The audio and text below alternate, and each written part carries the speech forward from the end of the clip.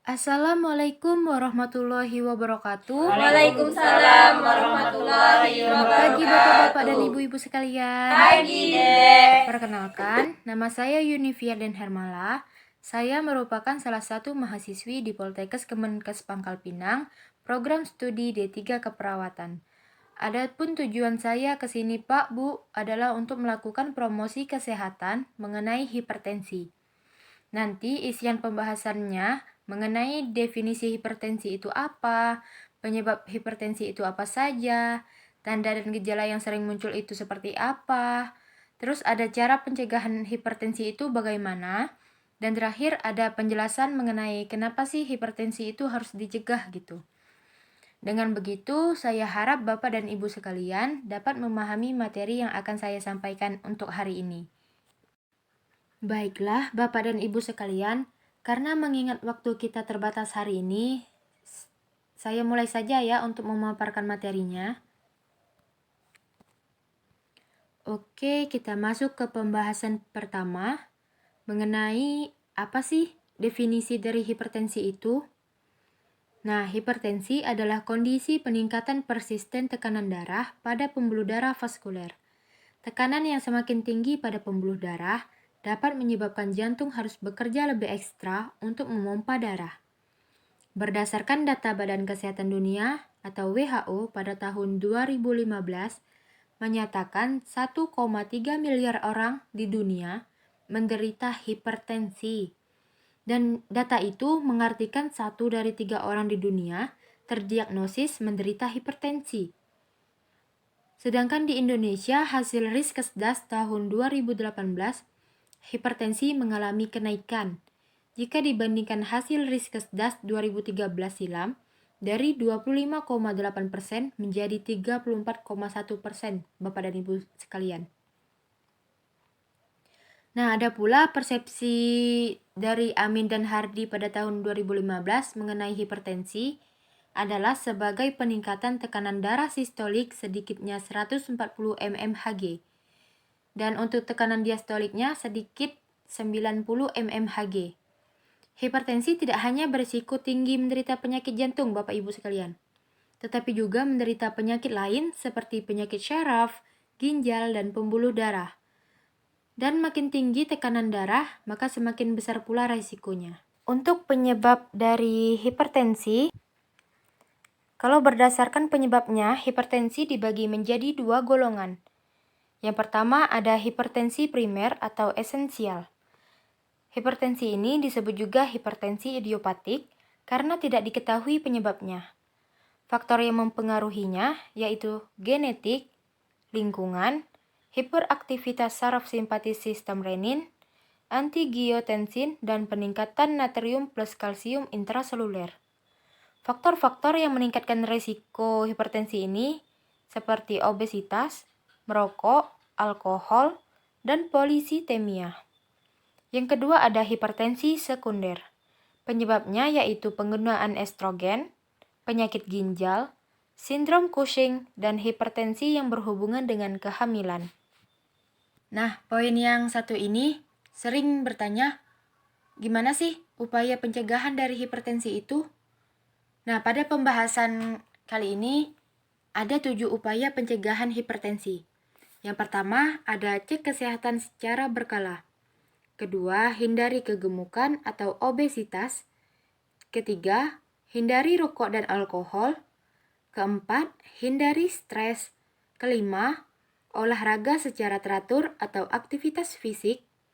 Keenam, batasi pemakaian garam yang berlebihan. Dan yang terakhir, ada istirahat yang cukup. Diet hipertensi adalah diet bagi penderita hipertensi yang bertujuan untuk membantu menurunkan tekanan darah dan mempertahankan tekanan darah menuju normal. Selain itu, diet hipertensi juga bertujuan untuk menurunkan faktor resiko hipertensi lainnya seperti berat badan yang berlebihan, tinggi kolesterol, dan asam urat dalam darah. Syarat-syarat diet hipertensi ada 3. Yang pertama, cukup energi, protein, mineral, dan vitamin.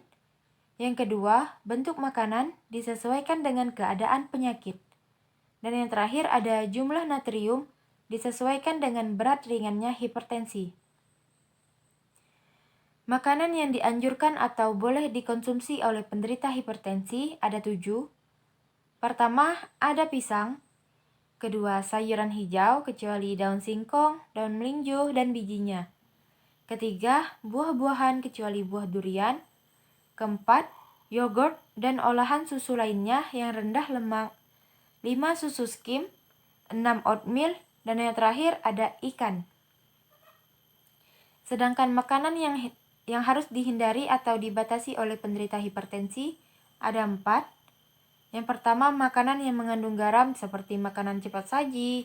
Terus ada makanan kemasan. Seperti itu. Yang kedua, ada makanan yang banyak mengandung gula. Ketiga, makanan berlemak. Dan yang terakhir ada makanan dan minuman yang mengandung alkohol. Ada nih, contoh jus penurun hipertensi yang mudah dibuat dan diperoleh bahan-bahannya. Yang pertama ada jus apel dan seledri. 1 buah apel ukuran sedang ditambah 2-3 sendok irisan seledri. Yang kedua, jus belimbing dan timun. 3-4 iris belimbing buah ditambah 5-7 iris mentimun segar, bisa ditambah perasan jeruk nipis sesuai selera. Dan yang ketiga ada jus timun seledri. 5-7 iris mentimun segar ditambah 2-3 sendok irisan seledri. Selanjutnya ada faktor resiko. Faktor resiko dari hipertensi ada 2. Yang pertama, faktor resiko yang tidak dapat dikontrol. Dan yang kedua ada faktor resiko yang dapat dikontrol. Kita bahas pada poin pertama dahulu. Ada faktor resiko yang tidak dapat dikontrol. Ini terdiri dari 3. Yang pertama ada jenis kelamin, yang kedua umur, dan yang terakhir ada keturunan atau genetik. Nah, pada jenis kelamin, prevalensi terjadinya hipertensi pada pria sama dengan wanita. Namun wanita terlindung dari penyakit kardiovaskuler sebelum menopause. Harrison, Wilson, dan Casper mengatakan bahwa wanita yang belum mengalami menopause dilindungi oleh hormon estrogen yang berperan dalam meningkatkan kadar HDL. Kadar kolesterol HDL yang tinggi merupakan faktor pelindung dalam mencegah terjadinya proses aterosklerosis. Efek perlindungan estrogen dianggap sebagai penjelasan adanya imunitas wanita pada usia premenopause. Dari hasil penelitian, didapatkan hasil lebih dari setengah penderita hipertensi berjenis kelamin wanita, sekitar 56,5%. Hipertensi lebih banyak terjadi pada pria usia dewasa muda, tetapi lebih banyak menyerang wanita setelah umur 55 tahun sekitar 60%. Hal ini sering dikaitkan dengan perubahan hormon setelah menopause. Yang kedua ada umur. Semakin tinggi umur seseorang, maka semakin tinggi pula tekanan darahnya. Jadi, orang yang lebih tua cenderung mempunyai tekanan darah yang tinggi dari orang yang berusia lebih muda. Peningkatan kasus hipertensi akan berkembang pada umur 50-an sampai 60-an. Dengan bertambahnya umur dapat meningkatkan risiko hipertensi. Yang ketiga ada keturunan atau genetik. Nah, adanya faktor genetik pada keluarga tertentu akan menyebabkan keluarga itu mempunyai risiko menderita hipertensi. Hal ini berhubungan dengan peningkatan kadar sodium intraseluler dan rendahnya rasio antara potasium terhadap sodium. Individu dengan orang tua penderita hipertensi mempunyai risiko 2 kali lebih besar untuk menderita hipertensi daripada orang yang tidak mempunyai keluarga dengan riwayat hipertensi. Selain itu, didapatkan 70-80% kasus hipertensi esensial dengan riwayat hipertensi dalam keluarga. Lanjut ke poin yang kedua, ada faktor risiko yang dapat dikontrol, terdiri dari 5. Ada obesitas, kebiasaan merokok, mengkonsumsi garam yang berlebihan, stres, dan penyakit jasmani.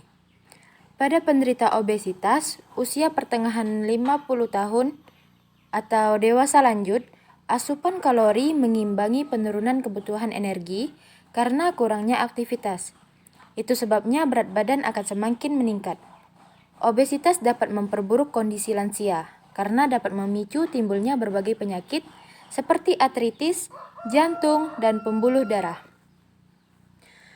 Kebiasaan merokok. Merokok menyebabkan peninggian tekanan darah. Perokok berat dapat dihubungkan dengan peningkatan insiden hipertensi maligna dan risiko terjadinya stenosis arteri renal yang mengalami arteriosklerosis.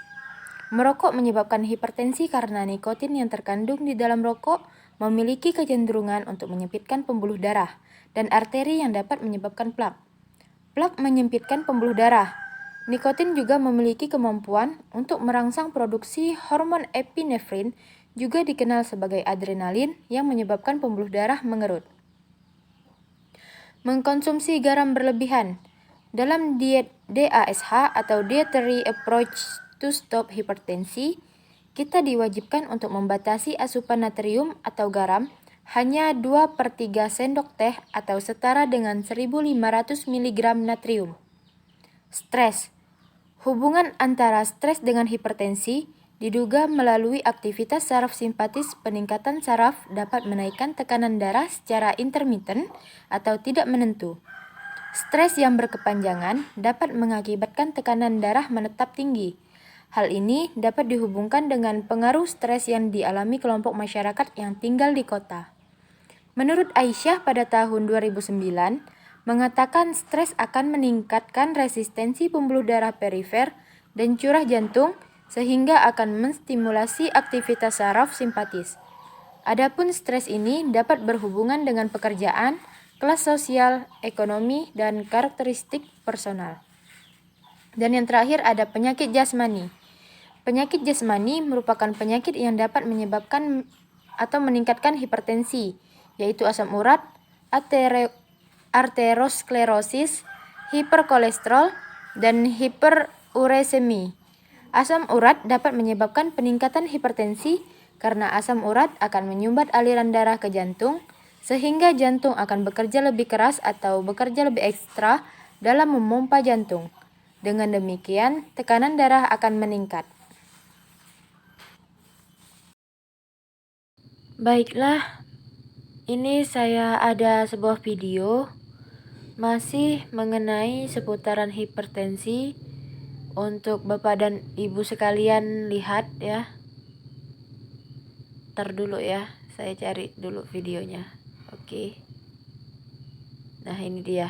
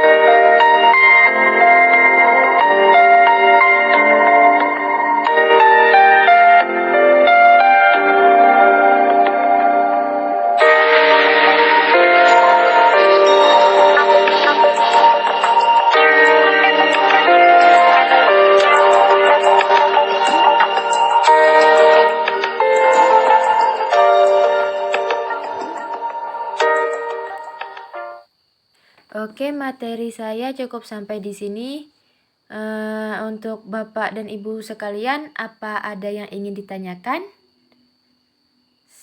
Siapa tahu materinya kurang paham? Iya, Ibu baju merah, ada apa? Apa yang ingin ditanyakan?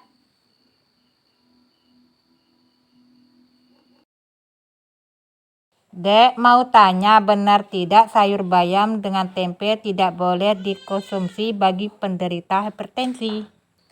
Oke, jadi gini Bu. Sayuran berdaun hijau kaya akan nitrat yang mampu menjaga tekanan darah dan potasium yang membantu pengeluaran sodium melalui urin. Ibu dapat mengkonsumsi sayuran hijau sebagai makanan penurun tekanan darah tinggi sebanyak 1-2 porsi setiap harinya. Sayuran berdaun hijau yang bisa dikonsumsi berupa bayam, kubis, selada, dan sebagainya. Nah, untuk tempe, makanan lokal berupa tempe yang berasal dari fermentasi kacang kedelai masuk ke dalam daftar makanan penurun darah tinggi yang mengandung probiotik. Uniknya, probiotik tidak hanya berguna untuk kesehatan pencernaan, tetapi juga sebagai makanan penurunan darah tinggi. Jadi ibu bisa memilih makanan fermentasi lain yang mengandung probiotik selain tempe untuk dijadikan makanan penurun darah tinggi. Mungkin itu yang dapat saya sampaikan kepada ibu. Ada lagi Bu pertanyaannya?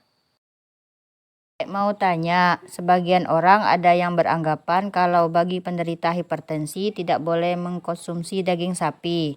Katanya dapat membuat tekanan darah melonjak tinggi. Benar nggak, Dek? Bu, untuk penderita hipertensi masih boleh mengkonsumsi daging merah, tapi memang harus dibatasi. Daging merah biasanya diolah dengan diawetkan menggunakan garam, dibakar atau dikalengkan, bukan? Nah, produk daging merah inilah yang sebaiknya dihindari oleh penderita tekanan darah tinggi. Apabila penderita hipertensi ingin mengkonsumsi sate daging misalnya, masih boleh dilakukan jika hanya 1-2 tusuk saja. Selain itu, ketika ingin makan sate sebaiknya konsumsi juga irisan bawang merah yang disediakan. Bawang merah pasalnya baik untuk melancarkan darah dan dapat meluruhkan lemak yang mungkin ikut masuk bersama makanan yang dikonsumsi. Ada yang ingin ditanyakan lagi, Bu?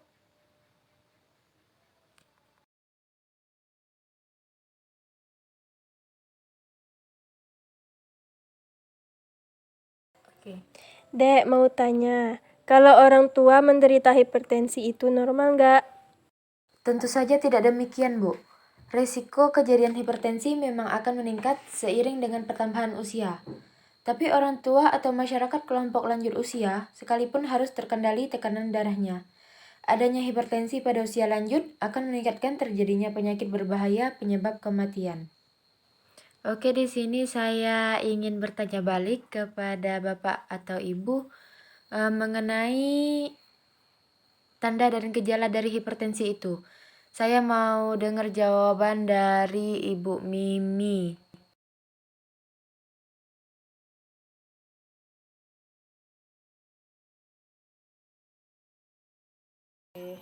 Yang saya tahu tanda dan gejala dari hipertensi yaitu wajah merah, sering gelisah, susah tidur, mata berkunang-kunang, dan tengkuk terasa pegal. Oke, benar sekali Bu. Lanjut, saya ingin bertanya lagi. Makanan apa saja sih yang boleh dikonsumsi oleh penderita hipertensi? Saya mau dengar jawaban dari Ibu Susilawati. Makanan yang boleh dikonsumsi oleh penderita hipertensi seperti pisang, sayuran hijau kecuali daun singkong, daun belinjo dan bijinya, buah-buahan kecuali durian, yogurt, dan olahan susu rendah lemak, susu skim, oatmeal, dan ikan. Oke Bu, benar sekali jawabannya.